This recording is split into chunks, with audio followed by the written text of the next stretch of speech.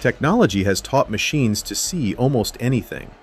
A modern targeting sensor can find a small boat from dozens of nautical miles away, in the dark, through haze, track it, hold it, and hand its coordinates to a weapon before anyone aboard ever hears the engines overhead. We have made seeing nearly perfect. We have not made knowing keep pace. Because that same sensor, staring down at 3,000 boats packed into a crowded strait, cannot tell you which one is hauling fish and which one is hiding anti-ship missiles under a tarp. It detects every contact. It identifies none of them. And the distance between those two words, detection and identification, is quietly the largest unsolved problem in modern warfare. It is not a software gap, it is a physics gap. And the proof that no one has closed it is sitting on a flight line right now. A 50-year-old attack jet the Air Force has spent more than a decade trying to retire, and keeps being forced to send back into the fight. Subscribe to Classified Decoded.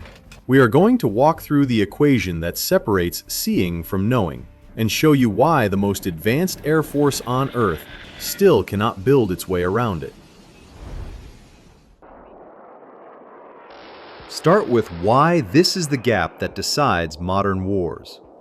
For most of the last century, the hard part of air combat was finding the enemy. And the enemy was an army, a fleet, a formation that looked like exactly what it was. Today, finding is the easy part.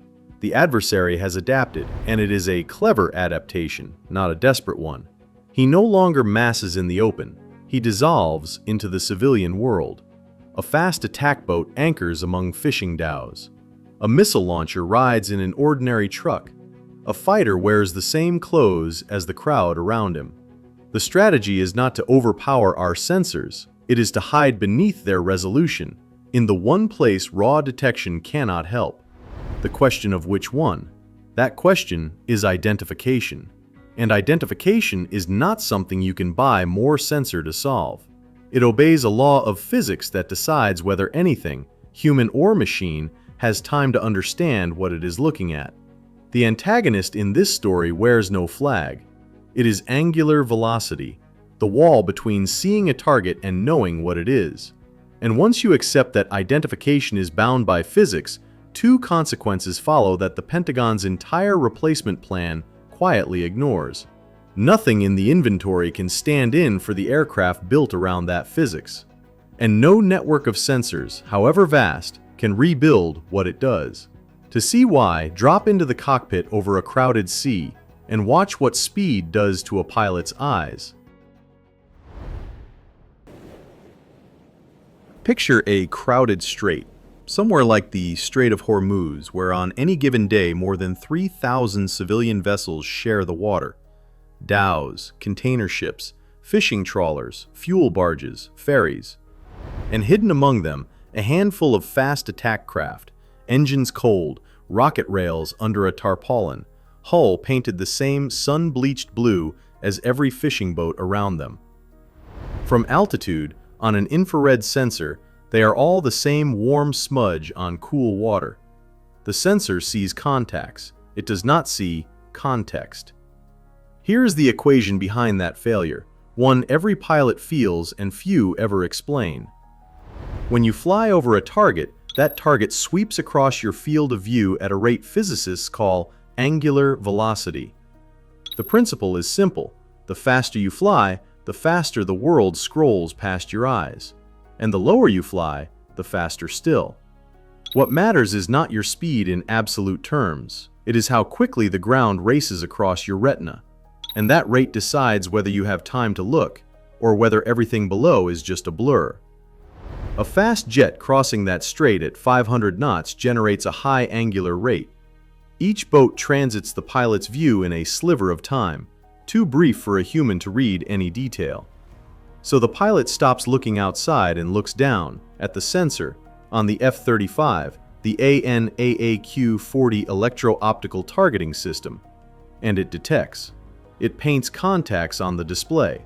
But among 3,000 near-identical thermal smudges, which one has launchers under the canvas? The sensor reads temperature. It cannot read intent. Now, slow down. An A-10 working that same water at 300 knots and low altitude runs at a dramatically lower angular rate and looks through a near unobstructed canopy. And the pilot's brain runs a process no sensor reproduces. Scan the line of boats. Contextualize. Is this one anchored among civilians or holding a deliberate offset from the shipping lane?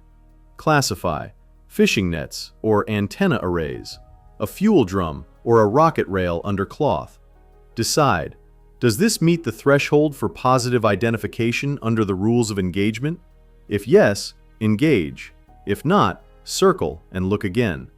That four-step loop, scan, contextualize, classify, decide, needs one thing above all: dwell time. And dwell time is exactly what speed steals. The faster you fly, the less of it you have. In water where thousands of innocent boats mix with a few hostile ones, and where misreading a single contact is a catastrophe, dwell time is not a luxury. It is the requirement. Think of it the way a building's security works. A camera can see that someone walked in. Only the guard at the door can see the weapon under the coat. Detection is not identification. Over a crowded sea, the A-10 is the guard at the door, and right now, it is very nearly the only guard on the roster. Sensors are improving. A next-generation targeting system with sharper resolution is in development, but it is not in the fleet, and the gap is open today. So set the bar at 4 requirements an aircraft must meet to do this job over a contested coast. It has to persist over the area long enough to wait and look. It has to survive the guns and shoulder-fired missiles lining a hostile shore. It has to be cheap enough to fly constantly, and it has to put a human eye on the target at a speed slow enough to identify it. Run every candidate against all 4. Start with the obvious one, the F-35A Lightning II, the most capable fighter in the inventory. But capability is not the same as suitability. At combat load, it does not loiter. It transits, strikes, and leaves. Its stealth edge fades at the low altitudes where close air support actually happens. It costs more than $30,000 an hour to fly, by most figures north of that. And at 500 knots, the angular velocity wall makes the pilot a prisoner of a sensor that cannot classify boats in sea clutter. The F-35 was built for beyond visual range, finding and striking from far away.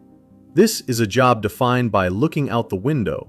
Remove the pilot, and you get the MQ-9 Reaper, 14+ hours of endurance, which answers persistence beautifully.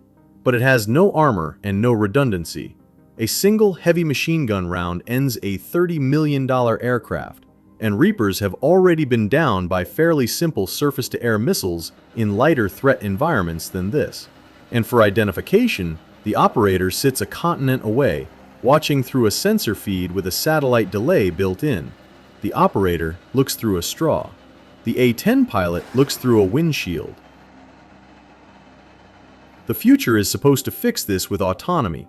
The Collaborative Combat Aircraft Program, the YFQ-42A and YFQ-44A drone prototypes, has only just begun flight testing at a fraction of a crewed jet's price. But here is what the AI cannot do yet: positive identification in clutter. Current machine vision is brittle. It fails on things outside its training data, on partially hidden objects, on scenes packed with lookalikes. It does not scan, contextualize, classify, decide. It pattern matches. And when the pattern is a fast attack craft disguised as a fishing boat, the pattern breaks. These aircraft are not operational, and they are years from carrying this mission. There is one candidate that almost works: the AT-6B Wolverine, a turboprop trainer turned light attack aircraft at under $1,000 an hour. It flies around 250 knots under a full visibility canopy, slow enough for the pilot's eyes to do exactly what an A-10 pilot's eyes do. The eyes are right, but the skin is wrong. It carries only light armor, no titanium tub, no second engine, no manual backup. It cannot survive the guns and missiles along a hostile coast. The right eyes, in the wrong skin. Which leaves the A-10C Thunderbolt II, the one airframe that answers all 4 at once. It loiters for 2.5 hours on external tanks because it was built to wait, not to dash. It survives the coast because roughly 1,200 pounds of titanium wrap the cockpit, and a second engine keeps it flying when the hydraulics are gone. It flies constantly because it costs well under half an F-35's hour, and it identifies because 300 knots through a bubble canopy is slow enough for the human brain to run all 4 steps. Hold every candidate against all 4 requirements, and only one passes the whole set, and it is the one the Air Force keeps trying to retire. This is the part worth sitting with. The A-10 is not being phased out because something better arrived. It is being phased out because the mission it was built for, low, slow, survivable, cheap, eyes on, does not fit the war the Air Force wants to fight. The trouble is that it keeps fitting the war the Air Force actually ends up fighting. The plan to replace it is elegant on paper. Draw the A-10 fleet down and hand the mission to a system of systems, fast jets providing high overwatch, drones as forward sensor nodes, Reapers holding persistent watch. Any single platform's blind spots get covered by the network. And yet, with grim regularity, when a real littoral fight appears, the Air Force surges A-10s back into it, pulling forward the very jet it is dismantling, because the network it promised is not there yet. The system of systems idea has a physics flaw hiding inside it. Networking solves coverage, putting more sensors in more places. Networking does not solve resolution. Each sensor is still bound by the same angular velocity, the same thermal sameness, the same pixel limit. You can wire together 1,000 cameras, but if every camera shoots at 144p, 1,000 of them still do not give you 4K. Resolution is a physics problem, not a bandwidth problem. None of this is permanent. The AI will get better, the sensors will get sharper, and one day autonomy may close the gap for good. But the A-10 is scheduled to leave before that day arrives, and the distance between what exits the inventory and what is ready to replace it is measured in years. The exact years a crowded coast fight is most likely to demand a pilot's eyes at low speed. The retirement keeps sliding toward the end of the decade for a reason. Every time the date approaches, the mission that needs this jet shows up early. The Air Force plans to replace the A-10 with a network. It keeps sending A-10s to war because the network cannot yet tell a fisherman from a fighter. The plan is not wrong. The timeline is.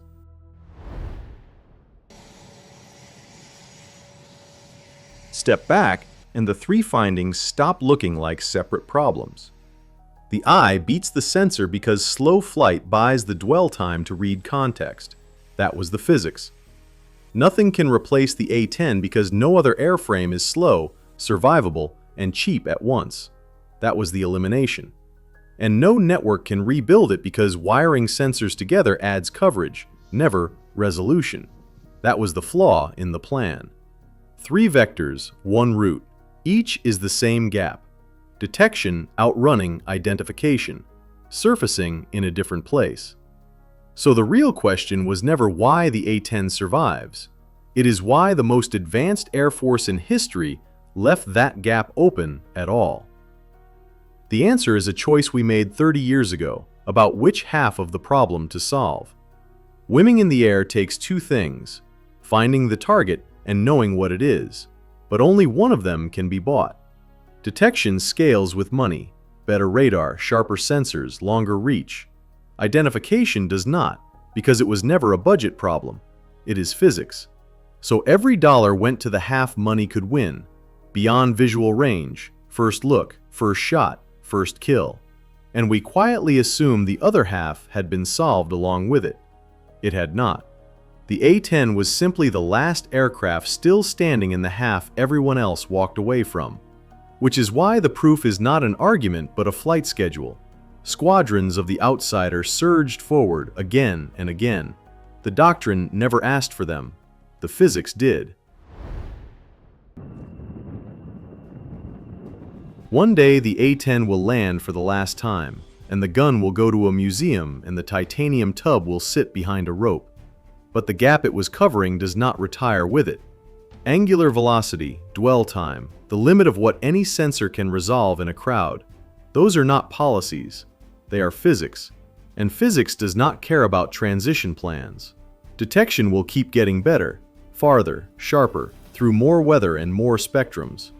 None of it closes the distance to knowing. The next war that needs eyes on a target at low altitude will still need them. The next harbor full of innocent boats and hidden ones will still demand someone slow enough to tell them apart. The question was never whether one 50-year-old airframe should fly forever. Nothing flies forever. The question is the one the whole budget keeps stepping around. When a few hostile boats hide among 3,000 fishing vessels, and the rules demand positive identification before the first shot, who looks out the window?